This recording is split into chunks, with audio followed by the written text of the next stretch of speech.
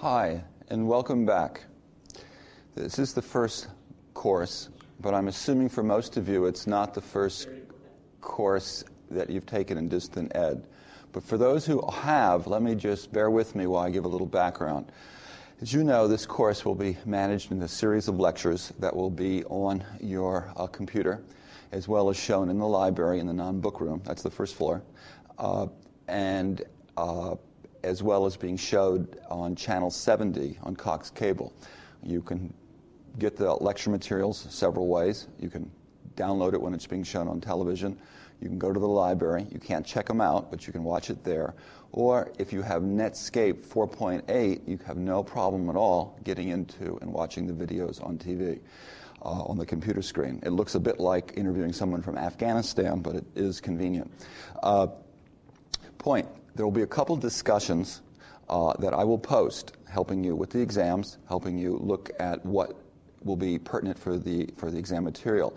There will be no weekly discussion on the discussion board. However, if you email me, I try to respond very quickly. Unless I'm out of town, you'll get a response that day or the next day. And so if you have questions or you want to discuss anything in lectures or in book, please feel free to do that. As you know, there are 6 books for this course, and I will be talking about those not today, but later on. You will have 3 for the midterm, and then there'll be 3 for the final. For exams, and just in terms of business, we're going to have some short answers, and I think particularly for this class, we're going to have a longer paper that will help you pull together some of the themes in the books, but more on that later. Okay, you with me? Okay, that's business. All right, first 3 minutes we're starting. But let's go to this class. What is religion? What do you think? What is religion? Did you know that anthropologists think there might be over 10,000 different cultures at one time or another on the planet Earth? Probably more. And did you know that most of those cultures had a different religion? Slight variations? Why is it that humans create so many takes on the sacred? And what do we mean by the sacred? What's sacred to you? Is there anything that's sacred to you? Yeah, okay. You think it is, but you're not quite sure, right? Yeah. Okay. If you're in a formal religion, you might say, God, or my religion, okay? But I suspect if you're a typical Las Vegas student, you're kind of a neo-pagan.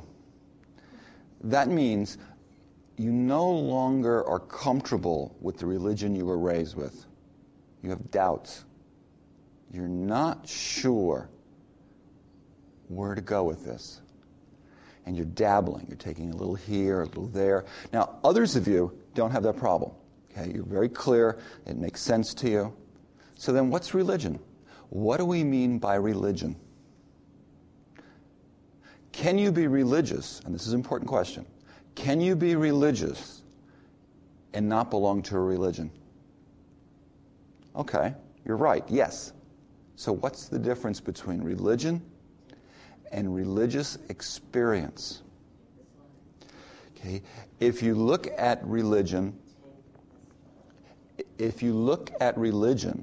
you will see that it's kind of a formal organization. As a head, there's a text, there's a body of knowledge. There are certain things there's certain political properties to this religion, right? Okay, you might call the head a rabbi. You might call the head a priest or a minister or an imam. Okay, there's also a recognized element of authority in that. Okay, that's religion. I suspect that a lot of you are perhaps no longer members of your religion. That is the religion you were raised with. Your parents could still belong. You might still respect that religion, but you might find it not very meaningful. Why? It's one of the questions we'll probe a little later. So we have religion, this formal organization of body of knowledge that's presented in kind of like a bureaucratic structure of sorts. But is that a religious experience? No. What is a religious experience? What's the essence? The essence of a religious experience is sometimes we call it spirituality. Okay, fine. What does spirituality mean? How many people have ever had a spiritual experience? Most everyone taking this class has been to a religion at one time or the other. But how many of you had a spiritual experience? You're not sure. I bet you have. The essence of spirituality is a transcendental experience. What is a transcendental experience? Big word. It's when the self loses consciousness of type and merges with something larger. You with me? The self merges with something larger, and that process of emergence has this incredible sense of feeling within a consciousness. It's not unconscious. And you have this sense of connecting, of being one. And it almost seems as if you're in a holy place. Now, this can take in an organized religion. You can have a spiritual connection. Absolutely. But you can also have one when you're not in a church. You're not in a religious situation or a socially defined religious situation. You might be going someplace else and something hits you, and then you might say, my goodness, this is like a powerful experience, like a religious experience. But hey, I'm not in church. How could this be? Okay.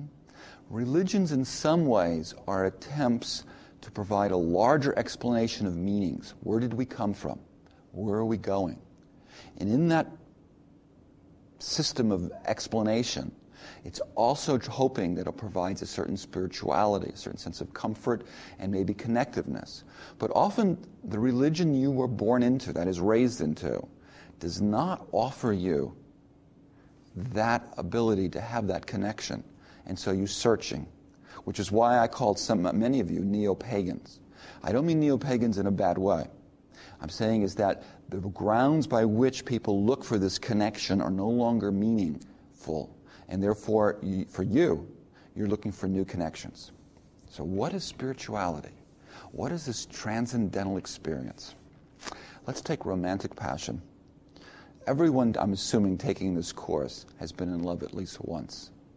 What is so spirituality about the great love?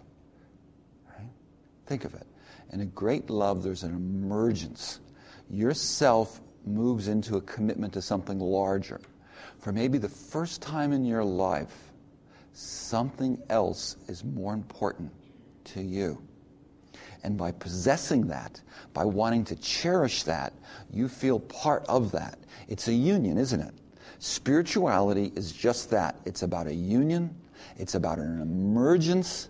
It's about this wonderful sense of transcendence. When you're romantically in love, you have had and are having a transcendental experience. You are in a state of spirituality. It could be defined as religious. Now, why don't we?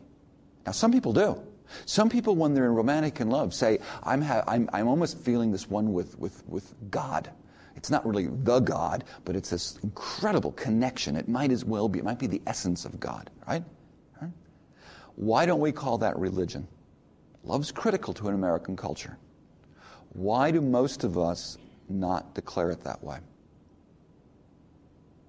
Now we come to one of the essence of religion, cosmology. Okay? Cosmology has to do with the larger canopy of meaning. And that's when we have these transcendental experiences, this sense of spirituality, if you will. We are connected. But how we label the meaning of that connectiveness depends upon the particular cosmos. Our cosmos upholds romantic love, but it teaches us, all of us, it's not a true religion. Right? As you get older, you begin to realize this religious experience in this spirituality comes in many guises. You with me? It comes in many forms and shapes.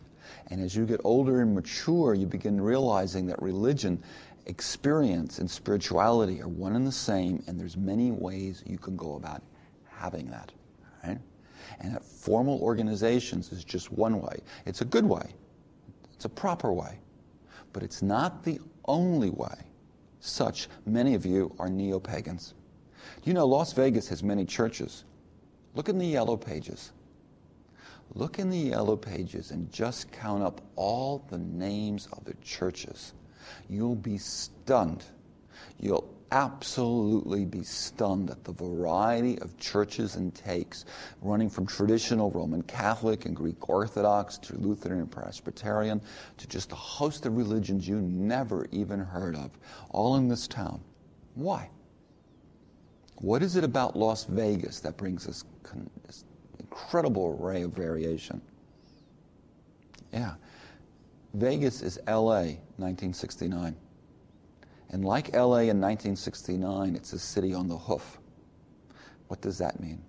People are coming from everywhere. The religions that they grew up with, the community that sustained them, is no longer here. They're looking for new communities, new takes. Some of the experiments lead to some incredible creative and personal insights. Some of it, of course, in any type of situation, just like LA in 1969, leads to confusion, alienation, disillusionment. But don't be wrong. It'd be wrong to characterize all of this as alienating and disillusion. Many people here, like LA in 1969, found tremendous new rediscoveries, reconnection, and essentially were better people for having moved there and had these experiments. Creativity is a two-edged sword. It can lead to wonderful fulfillment. It can lead to disastrous disconnecting. Okay? Vegas is the same way. But for our purposes here, we see the social organization, the social circumstances that breaks up the traditional modes of how people approach the sacred. Let me back up. When you were children, when we all were children, we were told by our parents how to go about having a spiritual connection. But we didn't think that. When you're 5 years old, you have no notion of what that is. And you're not even looking for that. You're just going with your parents. You're participating in things. And you're taught, this is what we believe, this is where we came, this is the doctrine, this is our story. Those people might believe that story, but we believe this story. And you take it in as all part of your education. But after the teen years, remember those wicked teen years? When you're in the youth, you're beginning to ask new ethical questions. Other questions now, you're beginning to be outside your culture. For the first time, you're seeing your parents as not godlike, but just as people. And you're beginning to see the community you were raised in, just of individuals arbitrarily groping this way and groping that way. And in that milieu, you begin to ask the most important question that you will ever ask yourself. Is there really a God? What happens when I really die? Is death final? Do other people worry about death, or is it just me? These are important, terribly important questions. Questions that will haunt you for most of your life, but they're particularly acute in your youth years, in your teen years. Okay? And out of that, you will be seeking, if you will, other forms of connection. Our culture allows romantic crushes as one avenue. I'm asking you to revisit your past, revisit your own life right now, and see the yearning for this romantic connection is part and parcel a yearning for spirituality, a yearning to transcend into something larger than yourself. Okay? You have questions? This is just the beginning. Okay? Now let's go on to a couple of other terms. We have up there on the board anthropomorphism. I want to define that, and then I also want to define sacred and secular for you. What is anthropomorphism? It's the study of ants. No, it's not the study of ants.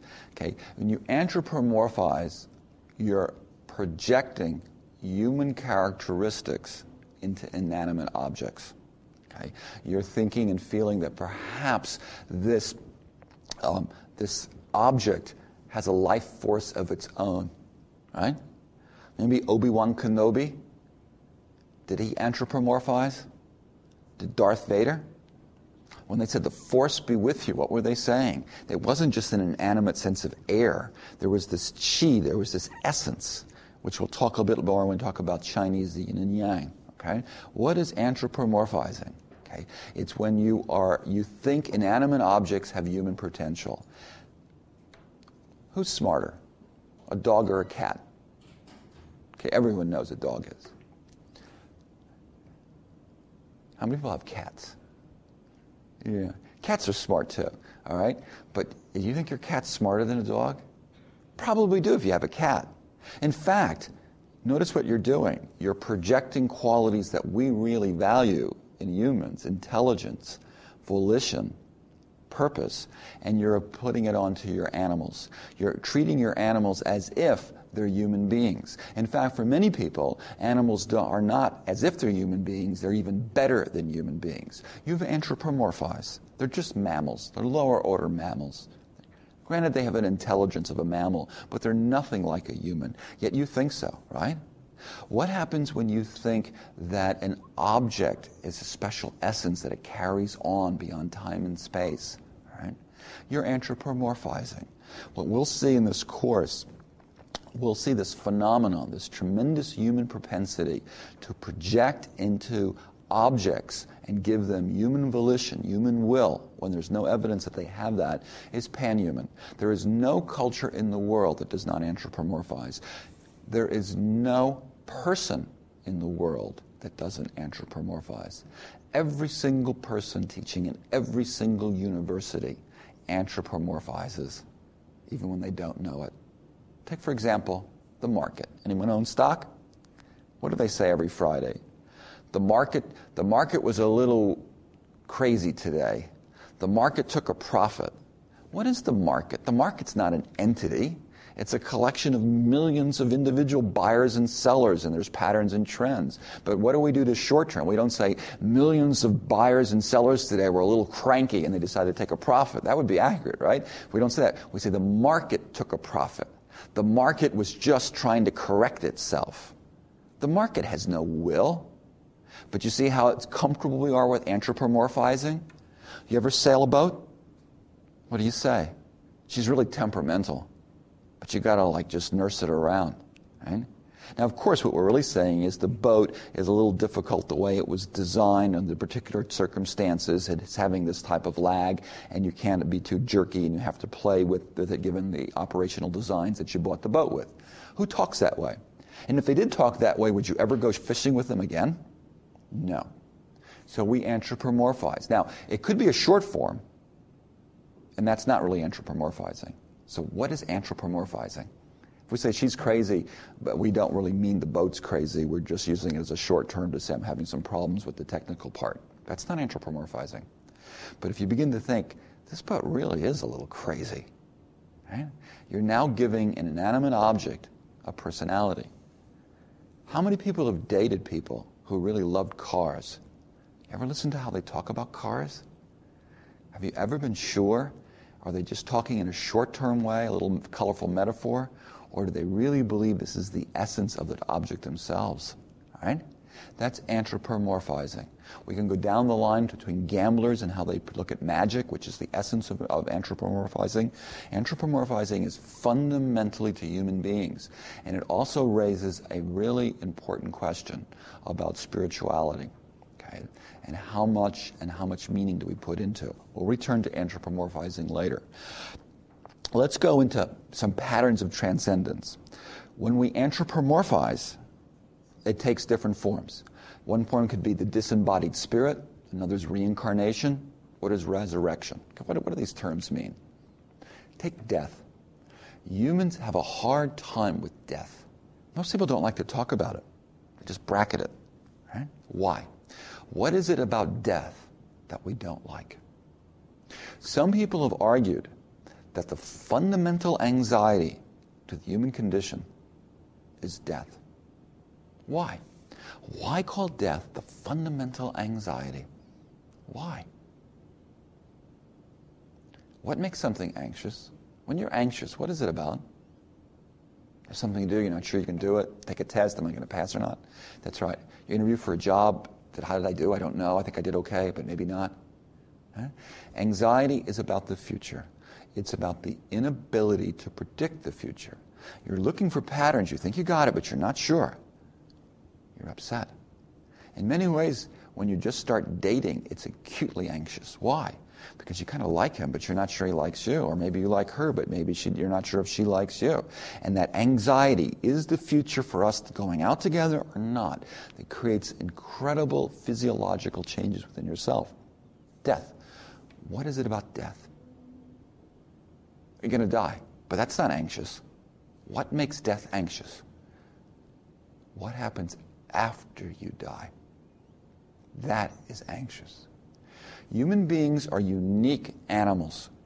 We are the only animals, as far as we know, that can imagine their own death. Your dog cannot. Your cat right now is sleeping.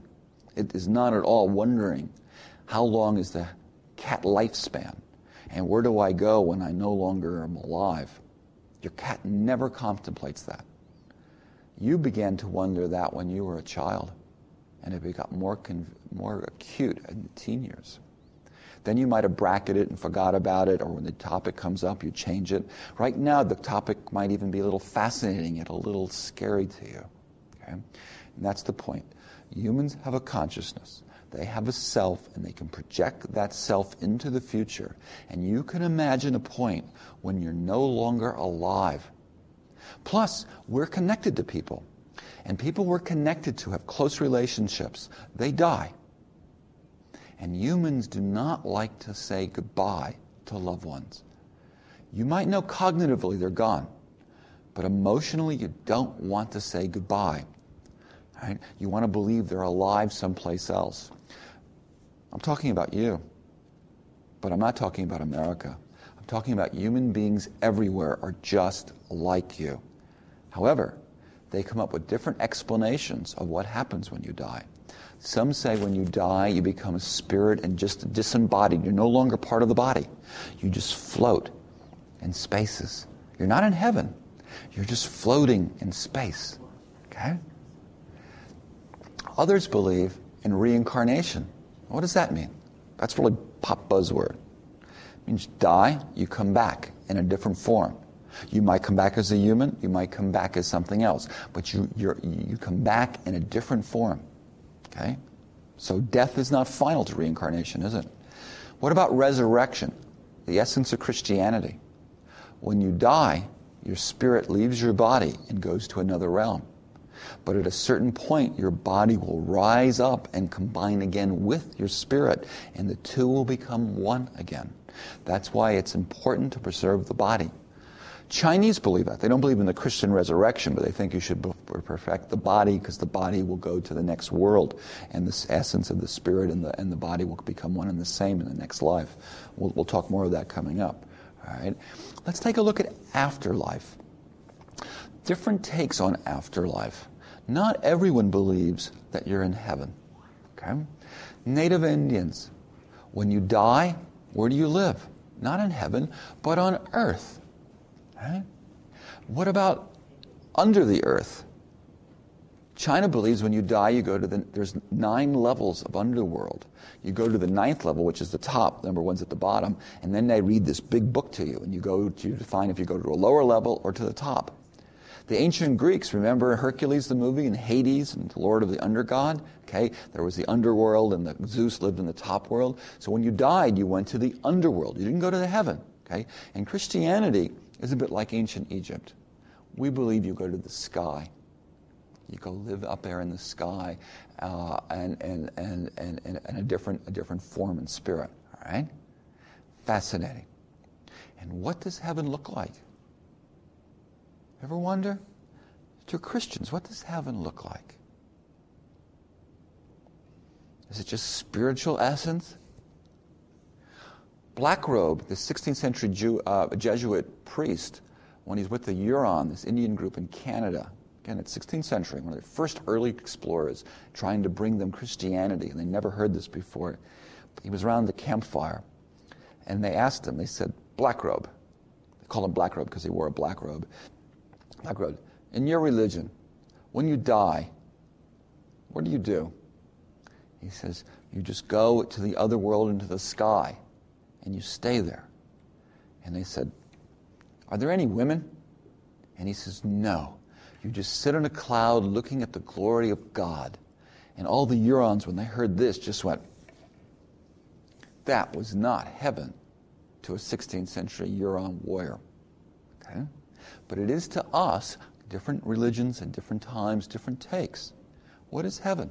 To Blackrobe in the 16th century, this high intellectual priest, it was kind of a spiritual connection of the glory of becoming one with God. But that's not always the take.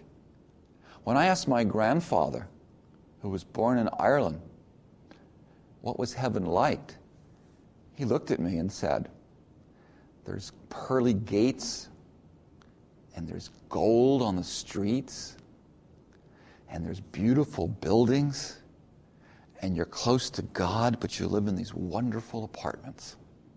Okay? That was said by an immigrant who lived in a tiny 2-bedroom apartment in Lower East Side, New York City. And notice the social class and his vision of the future of heaven. You know what Bob Dylan said? I've been told the streets of heaven are paved with gold. Wowee, pretty scary. I asked you how things could get much worse. What happens if the Russians get there first? Okay? What Dylan was addressing here is the notion of projection. We project into our notion of the sky, into heaven, earthly concerns. If you're poor, you're looking at some sense of material life afterwards. If it's the Cold War and you're competing with someone else, you're always wondering, will they beat you? They got us. Will we get to the moon first? Will we get to the other? Okay, so you have that element. Good. Let's jump here now to another culture, Australian Aborigines. And let's go into Australian Dreamtime. Okay. Australian Dreamtime is interesting because they believe when you die, you become a disembodied spirit. You become connected to the ancestors. Okay. So they don't believe in reincarnation. They don't believe in resurrection. They don't believe when you die, you're in the sky in some form or other, nor do they believe you're under the earth. Right? They believe you still continue, but you continue on Earth, much like the Native Americans. Australian Aborigines now only live in cities, but they used to be large hunting and gathering groups. There used to be two types. One lived in the center of Australia, and then there was the coastal Australian Aborigines. Interesting enough, the coastal Aborigines had a richer cosmology than the desert or inland Aborigines. Why am I noting that? Guess who looked up to who? The desert inland Aborigines looked up to the coastal. Why? Because they like to eat lobster? No. They thought that the explanation, the cosmology, was richer, more integrated, in some sense superior to their own simple take on it. They shared similar values, but they just liked that. What's the point? And it's a good one here. Human beings, in spite of our desire for simplicity, and for clear explanations, we tend to respect those people who can make life complicated. It's a paradox, isn't it? Paradox. You might not want to take a class from them. You might not want to have lunch with them. But you respect people who can give larger cosmological, larger theoretical explanations. You look up to them, right? Stephen Hawkins, one of the best popular books of all time. After the first chapter, it's unreadable unless you're an astrophysicist. Yet everyone buys it. Everyone even knows his name, but you haven't even read his book. Albert Einstein's, how many of you have read his long essay on the theory of relativity? How many of you have ever read a biography of him? I bet you few. Yet you really respect him. You respect him for the same reason the inland Aborigines respected the coastal. They made the world more complicated, and you kind of suspected it, and you respected that. Okay? Let's move on. A little aside. What is Australian Dreamtime? Australian Aborigines believed that the beginning and the end were all together. In a way, there was no beginning, and therefore there is no end. Time is always going on at the same time. Okay? The essence of a lot of Star Trek movies, isn't it?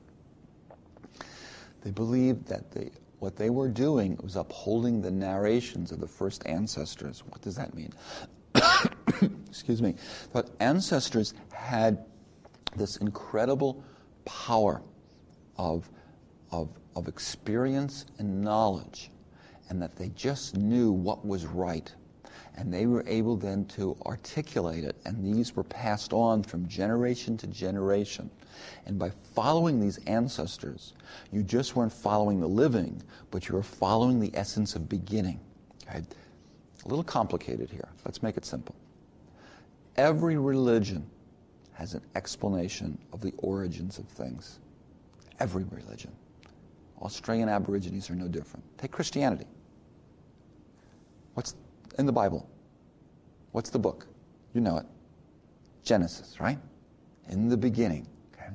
These are all explanations or stories, not necessarily entirely false, but they're stories about how a people, how a group came together and moved on. Australian Aborigines in Dreamtime have a similar mythic story.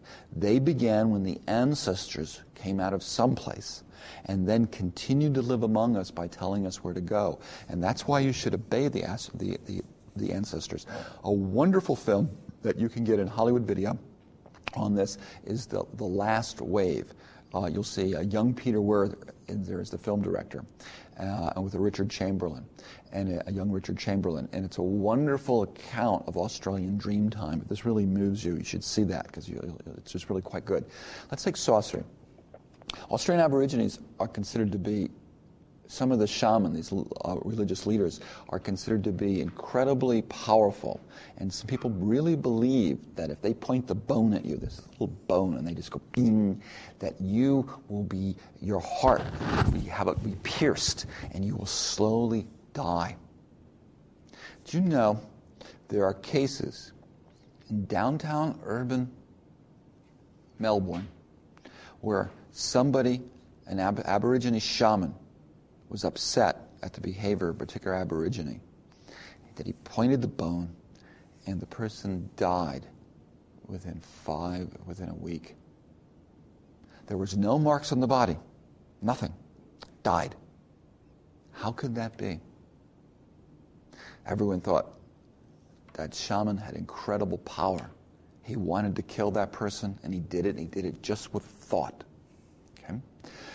Other people have looked at this and said there might be another explanation. It could be psychosomatic. That is, the person believed so much that he had a bone in his heart that what he started to do is he lost all desire to eat, and most importantly in a desert, to drink fluids. And what he succumbed to was physiologic. He dehydrated. He essentially died from the lack of fluid, which if you're in a hot desert environment, as you well know, and you don't drink for a week, you will be dead. And there'll be no signs on your body or not. Okay? That would be our medical explanation of this. To the Aborigines, they would say, yes, but the man had the power to point the bone, and he died. Okay? So Australian Aborigines have, in one level, they also are anthropomorphizing. How are they anthropomorphizing? What is anthropomorphic about the Australian Aborigines' worldview? It's anthropomorphizing in the sense that they see that there is a life force, the force be with you, that was started by the ancestors, and it's constantly flowing. So therefore, what's the essence of life? If you believe that's true, what's the goal? The goal then would be to be connected with that wave. Remember, like in Star Trek, to be connected with that wave? You want to get immersed with that. So here we see the point. Your notion of beginnings, your notion of essence and life force will shape many times how you go about living to get in touch with that life force. Here we see ideas of the future shaping everyday action. Critically important. Let's continue. Let's go to Hinduism. Hinduism is a complicated religion, obviously in India. And it is organized, and it's over 2,000 years old, one of the oldest religions in the world. Predates Buddhism by centuries.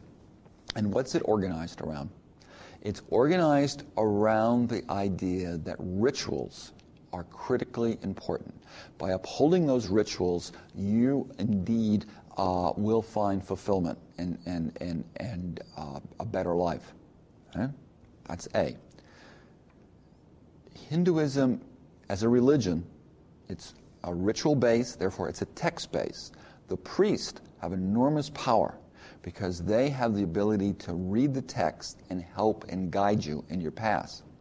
Hinduism also is a social philosophy. It's organized, if you will, around caste.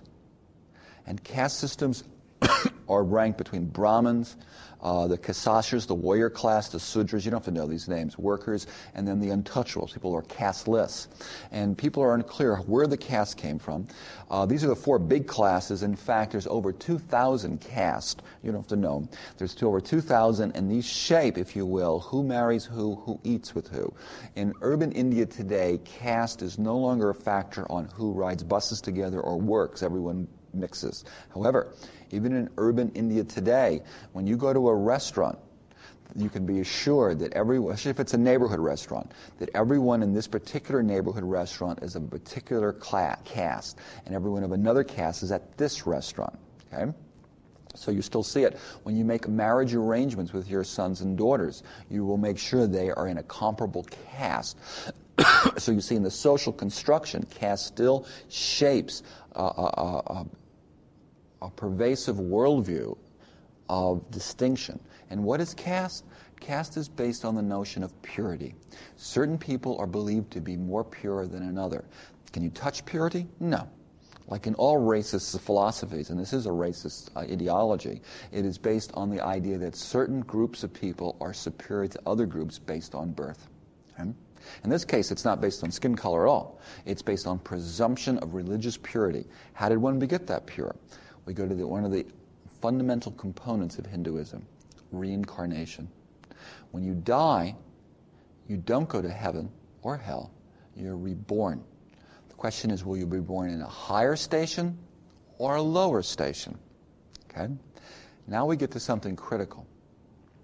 If one of the goals of Christianity is to live a good life so you can go to heaven and experience the joys of being in heaven and being one with God, right? Hinduism doesn't believe that. The goal of life is not to be one with God. The goal of life is to never be born again. Think of it. Life is so bloody terrible. You don't want to be born again. What is nirvana? Nirvana is the absence of self. You want to reach the stage of non-self. Write this down, it's critical. In Christianity, you are self. You go to heaven and you become more self. In fact, you get your body after reconstruction to continue the good life, right? In Hinduism, you don't have a body. You don't even want to be a self. You have to go through the drudgery of existence until eventually you are a non-self. How can you become a non-self? If you kill yourself, you're going to be reborn again. That ain't going to do anything, right? You have to, by doing the religious text and doing your social role, which is sometimes called dharma. It's D-H-A-R-M-A. Dharma just means, it's Hindu meaning duty. Okay, it was one of the previous ones. And by performing your duties, you live up to your caste, and when you die, you'll be born in another caste. Now let's pull away and just do a sociological critique here. Does this philosophy, does this cosmology, does it help the working man or the elite? Who benefits by this cosmology to keep your mouth shut, do your duty, clean that latrine, and then when you die, you'll be born in a higher status? Who benefits? That's right. The elite do. The elite. Right? And a lot of people, historians, have thought that this whole philosophical system came in through an invasion 2,000 years ago. It's called the Aryans, which is a generic word for a language group. No one really knows who they were, and they imposed themselves up, thereby declaring themselves the elite, the Brahmins, and everyone below them at different ranking levels of people. Okay, so here we see one of the first evidence of religious philosophy being used to organize and control an entire society. Right? Let's go on. What do we mean by reincarnation? It has to do with karma. Now, karma is part of our particular ideas and values now in society. We always say, I have bad karma. I tried to take this class and I couldn't get in. I guess I had bad karma. Oh, you had good karma. If you give a gift, you'll have some good karma. It's become now part of our genetic. When I called you neo-pagan, there's nothing about Christianity, about karma. It has nothing to do with karma. But karma now has become part of our explanatory system, at least in terms of an urban educated social class. Some for fun, some serious, if you will. Okay, what's karma in the Indian context? It means it's an explanation for misfortune. All religions explain misfortune. They must. Religions do two things. They explain where the people came from and where they should go. And they must offer an explanation for misfortune. Okay? Christianity. Why did I go to hell? Very simple. You disobeyed God's laws. Oh, okay. I know that. Why did that person be born with one leg and my child had two legs? That's a great question, isn't it, to any Christian? Why am I suffering and they're not? Why is he suffering and I'm not? I feel guilty. Well, one of the expressions is, and there's many rationalizations, some people have crosses to bear or burdens, and God's picked it out, and who knows God's way. See how these are all explanations for suffering to account for it. The idea is hang in there. This is not bad. It's not fickle. People have been signaled out, but in the end it'll be okay. Hinduism is the same way. You have volition. When you don't follow your duties, you make mistakes. You upset the order of the universe. You can have bad karma. That means that your bad deeds will come back to hurt you. So if you're born in a lower caste, it's because your karma was not strong. You didn't do enough good deeds. Right? So there is a sense of righteousness going on in Hinduism, isn't there? There's a sense of ethics. And the ethics, though, is designed by an ascribed sense of doing your social duty, which is the ethical thing. A good person does that, and you will avoid bad karma, get good karma, and you'll be rewarded in the next world, right? By being reborn into a higher being, and then eventually, once you get to the highest social level, you might be able to have the intelligence to become a non-self. A couple other things about... So there's a whole cycle of birth and rebirth into that. Let's go to the Vedic rituals. Two important rituals that you should just know this just to be educated. So for some of you, you've never heard them before, but these are just incredible. If you went to Hindu India, anybody that was 7 years old would know these immediately. These would be like Bugs Bunny, and I don't want to trivialize a Bugs Bunny, but they would be like Christmas stories. They would be like the origins of Noah stories and those types of myths. Point is, the Mahabharata, which you can buy in our library, Peter Brooks, a well-known director, did an 8-part video series where he had really professional actors, and he filmed the whole Mahabharata. And it's very interesting, of all these animals and humans acting like it, and the whole legend of two families of brothers fighting one another. It's an incredible story of dharma. Remember duty? And by the way, just talking about dharma and how we use words in a new way. How many of you watched Greg and Dharma? And is dharma about duty, or is it about the violate? Does her character represent the violation of duty, the flipping around duty? You see how we play with it? We take a concept and we play it in a different way, don't we? Okay. The other one is the Ramayana. Okay, these are the two big epics. These are like the Moses epics and whatever. These are played out in schools, things, and school cards. People draw things about these. And what are they about? They're about the relationships between gods and humans. Hinduism might find the way to success by doing your duty, following the religious rituals. But Hinduism also believes in many gods. It's a polytheism. There's multiple gods. And the gods are constantly coming to earth. And they're constantly taking human form, and sometimes they take animal form. Take the sacred cow. Hindus do not worship the cow, but they think the cow is holy, so they don't kill it. And the reason they don't kill it is because one of the high gods, Krishna, took the shape of a cow when he once came to earth in one particular century. And so out of respect for the god, they don't kill the cow. It's a subtle difference, but it is there. The last one is the Bhagavad Gita. Okay? The Bhagavad Gita comes late in Hinduism, comes right probably the mid-century, about the 11th century.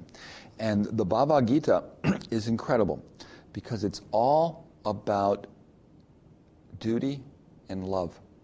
Hinduism is a range society. You play your duties, you work your place, you do your job, and that's it.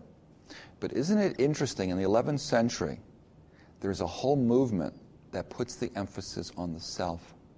Not performing duty, but the loving of Krishna. If you can love Krishna, you can bypass the Vedic rituals and become free. Now, how would the Brahmins take to the Bhagavad Gita? They wouldn't like it at all. It would undermine their authority. Right? And yet, it's still to this day, Krishna is an incredibly important God, and because it says the individual can have this one. Remember we talked about transcendental experience to start this off? Here you have, in the Middle Ages, in rural, agricultural-based India, peasants being drawn to a new explanation of how you can have spirituality. They have a religion, an order, right? You go to that, you have the text, you do this on this, and you burn this, and you do that, right? But somehow it's not fulfilling. And so you have this new movement coming about. Now it's an old movement. By the way, all of you know about Krishna. How many of you have ever seen Hare Krishna? Ever been to the Venice, L.A., Santa Monica Boardwalk? That's all Hare Krishna. And what are they singing all day long as they jump up and down? Krishna, Allah Krishna. They're saying love, love, love, love. That's all part of the Bhagavad Gita. Okay? Let's go on. The next part is Buddhism.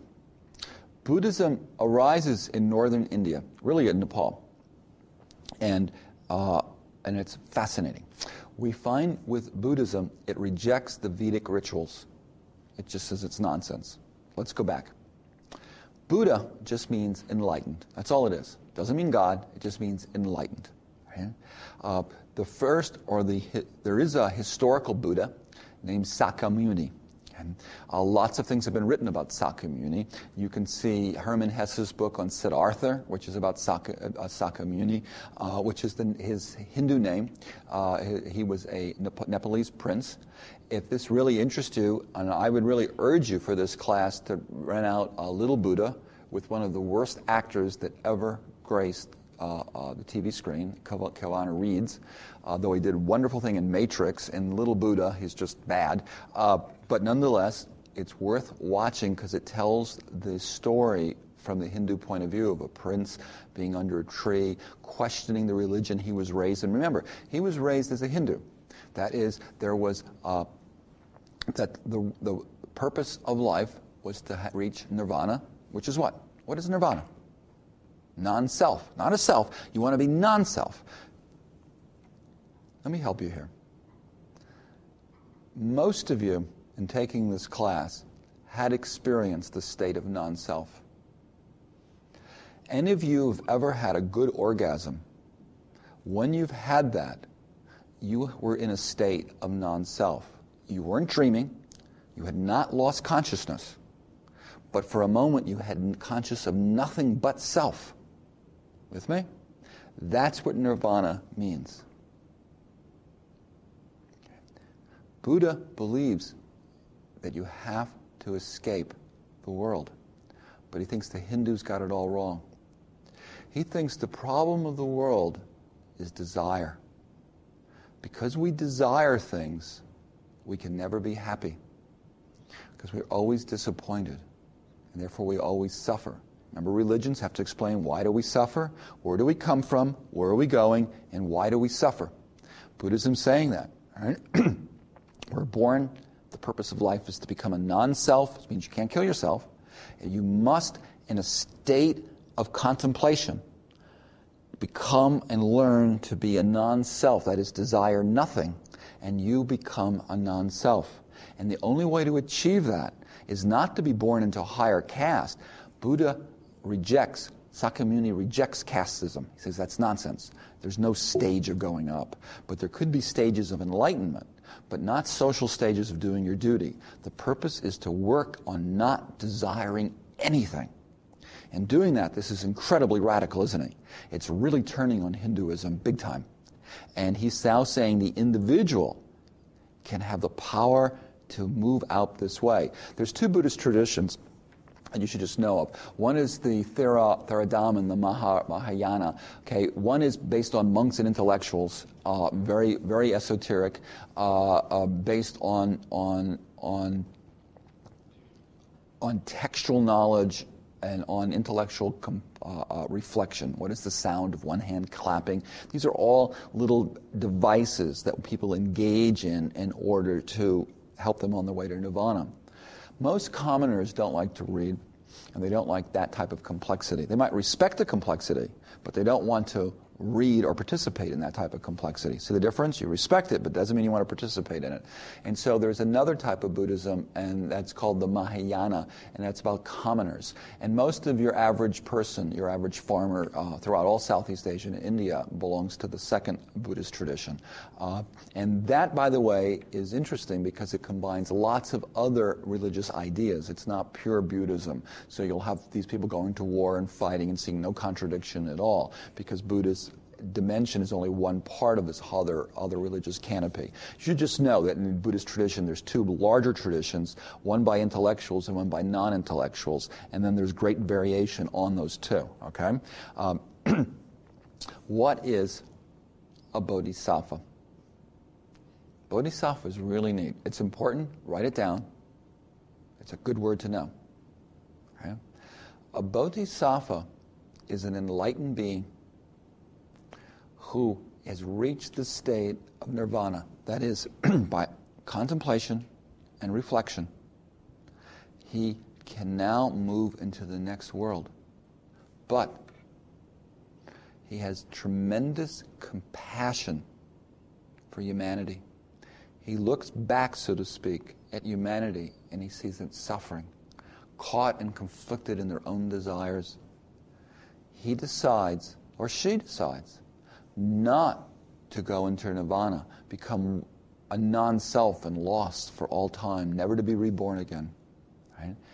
Chooses to continue to bear the suffering of living while walking among the living and, by example, show them a way to be free. That's a bodhisattva. Right? Fascinating. How many of you have ever met a bodhisattva? I don't know if the crash test dummies is a group anymore that was popular. It was popular in the early 90s. They had a wonderful song about an American bodhisattva, one that you all know, but you never thought it was a bodhisattva. And it was about Superman. Okay? Crash test dummies make a wonderful point. They said, you had the power to do whatever you want. There was no bank that could hold you, no army that could defeat you. You could go to any planet in the universe, and yet you chose to stay on the planet Earth and help humans become better. From this point of view, Superman is a bodhisattva. Okay? By analogy, obviously Superman wasn't trying to be a non-self, was not trying to escape into nirvana, but that helpfulness, that moving by example is part of the bodhisattva. How many people have ever been to a Buddhist store? A couple of you? Okay. You ever seen that big, happy, fat Buddha? Big, fat Buddha? You know what that is? That's called the laughing Buddha. When you see him, no matter where it is, pat his belly. It's good luck. Help you. You need all the help you can. Right? And what it is the belief is 3,500 years into the future, the laughing Buddha is coming back to help you. Isn't that wonderful? If you can just hang around for another couple thousand years, you're going to have the laughing Buddha will walk among us and will show us the way, and we'll be guided out of this, and we will be happy, just like the laughing Buddha. That's a nice thought. There's some terrible things out there, and it's nice to have that thought. The last point, as we begin to wind up on this, and I know on your screen you're kind of seeing things on Tibetan Buddhism. We will do that starting the next lecture. Let me just close very quickly with Tibetan Buddhism. Tibetan Buddhism is based on a number of different intellectual traditions, which we'll be talking about. One is, and I'll repeat this next time, is you have Buddhism coming out of Nepal in northern India. You also have a Bon, B-O-N, religion coming out of Tibet, which is kind of like a tribal animistic religion. And then you have a tantric cult that comes out of Calcutta, which is in the western part of, or eastern part of India. And those come together to create a very different take on Buddhism. Right? Very different than what Buddha had imagined, very different than how it is practiced by intellectuals and monks in India, in southern China, in America, and in Japan. Tibetan Buddhism is incredibly interesting, and we will do that in the next lecture. We'll go into greater depth. So I think what I will do.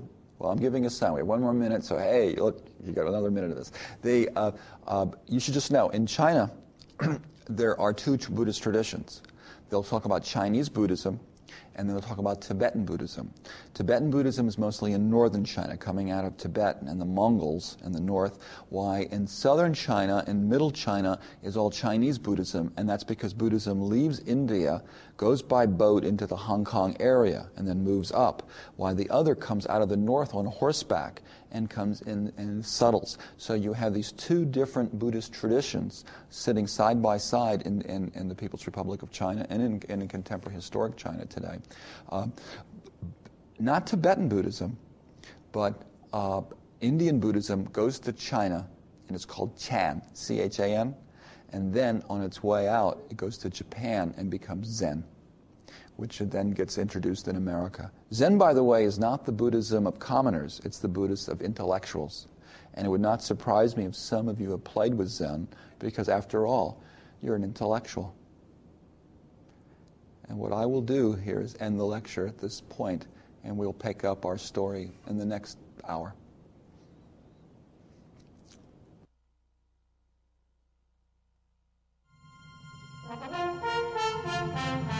If you are interested in this or any other UNLV distance education course, please call us at 702-895-0334.